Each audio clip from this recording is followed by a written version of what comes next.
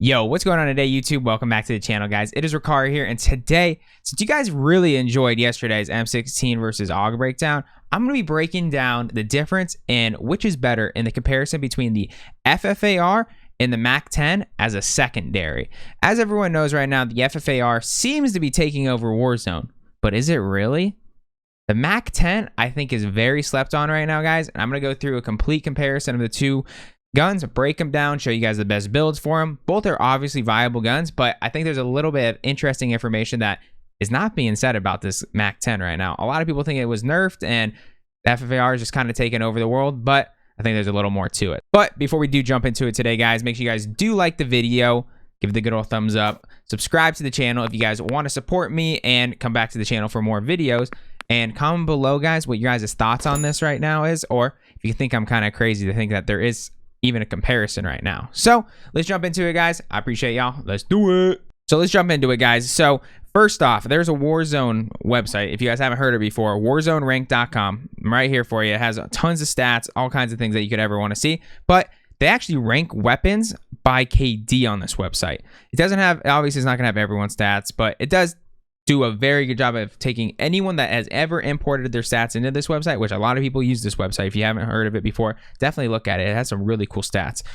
But it has the MAC10 as the #1 KD ratio in the game, which was very surprising to me because I feel like I haven't been getting killed by the MAC10 very often. I'm getting killed by the FFAR constantly. So I was very surprised to see that it was still like way up there and still has a higher pick ratio than the FFAR.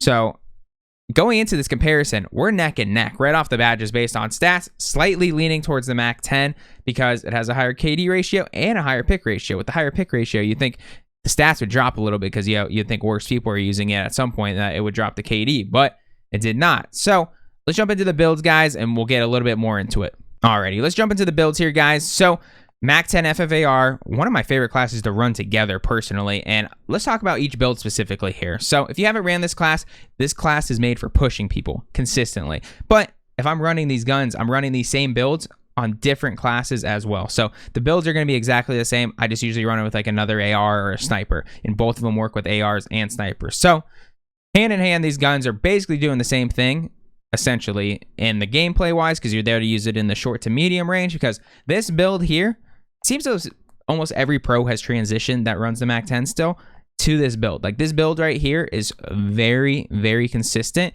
Has a little bit of better strafing speed than the no stock build. I've always been a no stock fan, but I've been running this one lately just to test it out for you guys, to let you guys know. I haven't got enough testing in with it yet to say that it's better than the no stock for me personally. They both feel very similar, and you just get a little bit more strafe speed with this build. You can use that to your advantage in movement, so maybe it is better for a lot of people, but in this one, you get quicker sprint to fire time. So it's hard, give or take, they're basically the same. The gun has like 11 different builds. You can change out barrels, you can change out grips, you can change out, there's a lot of things you can change. But in my opinion, this is the best build that you can do right now. You can put the no stock on it if you want. But this build here specifically, you can kill people at short range, has a crazy fast time to kill. You can kill people at medium range, has a very surprising range. If you guys haven't seen it before, I've posted TikToks that have me just melting people from medium range, and people are like, why doesn't my MAC10 do that? I'm like, because you're building it wrong. This one is nasty at medium range, guys, like no joke. So very good gun here. I would say that it's definitely the best SMG in the game right now. But let's jump into the FFAR here because there's a few things we need to talk about. So talking about the FFAR now, this is my favorite personal build for it, guys. This build right here absolutely slaps. If you guys have been around my channel before, we have switched it up because the agency suppressor was nerfed for a little bit, but it's back. Agency suppressor all the way. If you want more of a short range gunfight, and I actually think it's easier to hit your shots with, throw on the Ember sighting point instead of the agency suppressor. Same exact build other than that one thing, and it's very deadly at short range. If you find that you're losing fights at short range, totally replace that and use it. The time to kill, basically the same. It just has slightly less range, and I think it's amazing, guys. The agency suppressor just makes it really good at medium range. And with this build right here, when I'm running both these together, I would definitely run to the agency because you are going to need as much range as possible. And you'll see in the clips I'm going to show you guys that this gun absolutely beams at medium range. And if you guys have not figured it out yet, everyone is running this with any gun possible. You're running with snipers, which is obviously the best one to run with snipers because it's an SMG /AR build. And then people are running it with ARs now because they just think this gun's so much better. That's what we're breaking down today. Is the FFAR worth running over the MAC10 in those kind of situations? Because with a sniper, I would say 100% you're going to run this. Like, I run it with all of them. Like right now I have this one right here, and then I have my car right here. I'm running with the sniper. But I have, like, say my M13, I'm running with the MAC10, and I'm running with my AK with the MAC10. That's just a fun class, because if you guys are around here, I gotta have the AK class. It's a meme in my Twitch channel. If you guys haven't followed my Twitch channel, the link is below. But back to the FFAR, guys. This gun is just elite right now, and I think with the reactive camo being added to it, we're not going to see a nerf for a little bit, because I want to bump those sales up. So if you haven't leveled this gun yet, jump on that train right now. It's very good. I have some clips that we're going to go over to show you guys really the strengths and weaknesses, and talk about a little bit more about the guns with gameplay like we did in yesterday's video, because it seemed like you guys liked that a lot. And then at the end, I will give you guys an overall consensus and which classes you should be running it on, and what is better at the end of the day for your playstyle. So let's jump into those clips. So the first clip I'm going to show you guys today is an FFAR, and why this gun is so elite right now. It's great at short range, and it's great at medium range. So we jump in here after winning a gulag. We know where our guns are, and I know I'm going to be in a fight. There's someone camping this building, definitely watching my stuff, but I know if I get at least my FFAR, I can get out of there quick enough to make a fight happen. So let's watch a clip, and then we'll break it down after. Like only one shot, so we should play this really carefully. The loadouts. Nope, one here. Hold. Oh, Ray, flank dummy, flank dummy.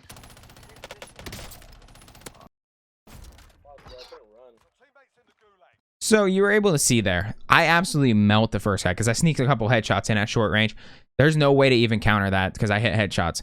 Second one, I didn't hit any headshots, but at medium range, that was still frying. That constant damage of being hit up, it's going to take an actual psychopath to try to turn and win that fight on you. If he has an AMAX and he turns instantly when I first shooting him, there's a chance he could win the fight because the AMAX is just better at that range. But the FFAR, just constantly putting pressure on someone, no one's going to take that contest, and it was an easy kill. Unfortunately, I didn't kill him fast enough because the time to kill isn't phenomenal at medium range, but it's really good still. Like I'd say, there's probably like 1 to 2 guns that are going to beat it at that range. So you guys really got to see how good the FFAR is there. Let's show some MAC10 gameplay now. All right, you guys. So we have the perfect situation here for the MAC10. Close quarters fighting, going into a firehouse. Me and my boy Samo are in a little bit of trouble. We're playing duo trios. So we're pushing in here, and you guys are going to really see how good the MAC10 is. I'll break it down a little more afterwards to say why I like this gun so much. On the stairs. Oh, ones are like garage area. Yep, garage. Oh.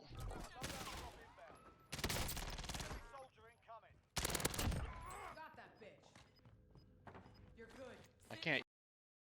So we're able to take down those 2 teammates really quickly here. You heard the guy was flying in, so we're not going to worry about that part of the clip at all because it takes a little bit longer to find him and whatnot. But you're able to see how quickly the time to kill is on this gun. I think a lot of people have forgotten how easy it is to hit your shots with the MAC10 and how fast people go down. You saw instant crack plates on the first guy, and on the second guy, he was running away. I think he had 1 plate gone already maybe, but he died very quickly as well. And honestly, that little extra movement around that corner was able to catch up to the guy before he got out that door and turned into a messy fight. If I had the FFAR there, I don't know if I catch up to that guy. So that is the clear advantage to me in using the MAC10, is those close quarter fights where that little extra movement speed, it can do a lot for you. So let's jump into another FFAR clip. So we have another clip here that literally is just open field. Like, we have another opportunity to show off how strong the FFAR is at medium to long range with this agency suppressor. Without the agency suppressor, we'd probably have an issue and we'd want to have an AR with it, but with the getting that agency suppressor buff back, we're able to really dominate this fight and show you guys exactly what happens. You can tell these guys are good players, but because my teammates all get kind of destroyed, but see what happens here. It's good. Oh yeah. This crowd that you gave me is like one. Oh yeah. Oh, right here. Look like the roast skin in front. Yeah. Down. Oh, just got beamed. Right there. Oh my. Where? Oh my god. One of the guys up there just destroyed me. These guys are top tier. Don't rest. Ah, yeah, I see a sniper. Alright, let me get behind this rock and come res if you can, Patty. Yep. I got them all pretty hurt right now. Res. No. Alright, I'm just planting up. One more with the guy. He just ripped us. Patty, I need you to shoot this kid back here. Right here. As you guys can see there, fight wasn't going as planned because teammates kind of got sniped or bursted from the AUG because it's obviously very strong right now.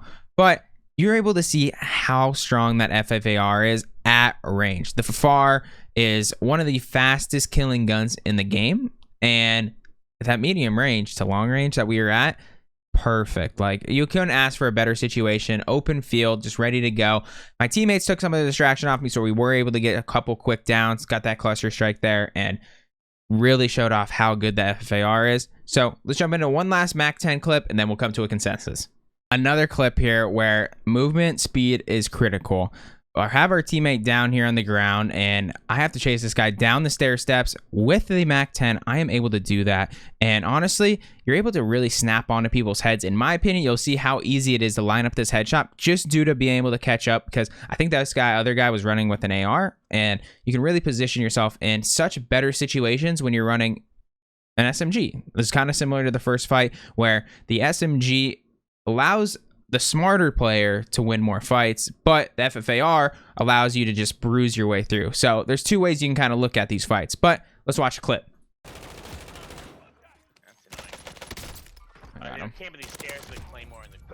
So as you guys saw there, I was able to easily clean up that fight. Unfortunately, the teammate went down, but I was able to maneuver perfectly around the corner, get on his head, strafe down the stairs, stay on the head, and just dominate that fight. He couldn't do anything about it. Obviously, he wasn't a great player, I'd imagine, because a great player might have been trying to turn around and try to win that fight. But I think it shows an obvious advantage with the strafing and going down the hill with just basic speed. And yeah, I think that's why this gun has an advantage. Like I'm saying, these guns are neck and neck when it comes to time to kill. So you have to really break down the fine things here. So let's go to a consensus, guys. All right, you guys, if you guys haven't used True Game Data before, this is where you can find all your time to kills and really which builds are going to be the most efficient and best, because this guy breaks down the data so well and gives us graphs and all this stuff. So we're on time to kill right now.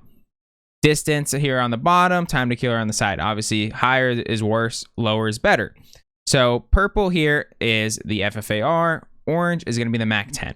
So at all ranges, the FFAR has a faster time to kill.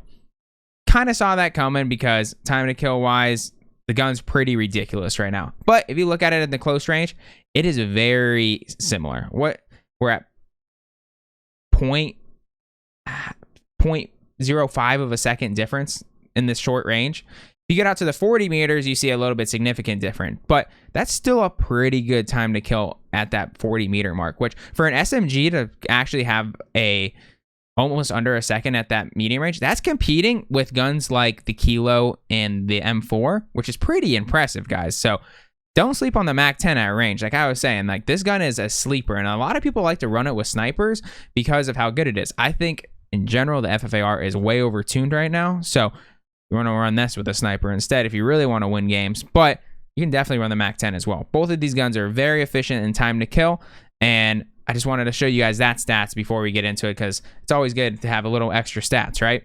So my consensus on these guns here, guys. High level gameplay, great aim player.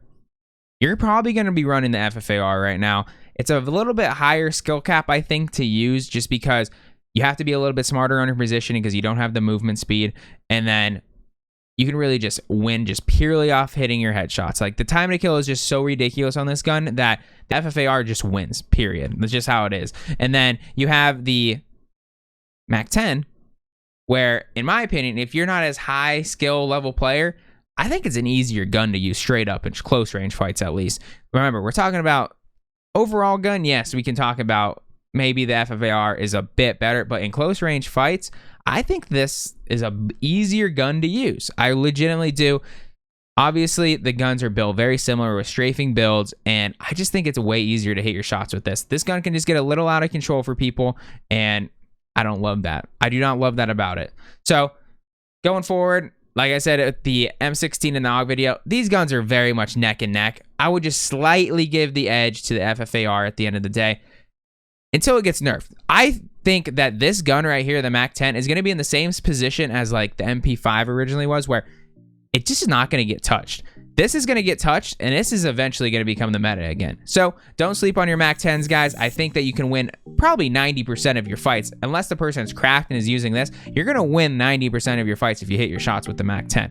This gun is just a little bit overtuned, and I would definitely take advantage of it right now. If you are trying to like maximize your gameplay, trying to get those high kill games, try to get more wins, definitely I maximize with the FFAR, but the MAC10 is right behind it, guys. Any kind of nerf that happens to this gun, MAC10 is going to take over. So until next time, guys, I appreciate y'all. Have a wonderful rest of your day. Make sure you guys are subscribing to the channel. If you guys are new here and you like these kind of videos, let me know down in the comments what kind of information you guys want to know. If you guys have any questions about builds, anything like that, I try to respond to all my comments. And like the video, guys. Just give it the good old thumbs up for a good time's sake. Have a wonderful rest of your day, and peace out, boys.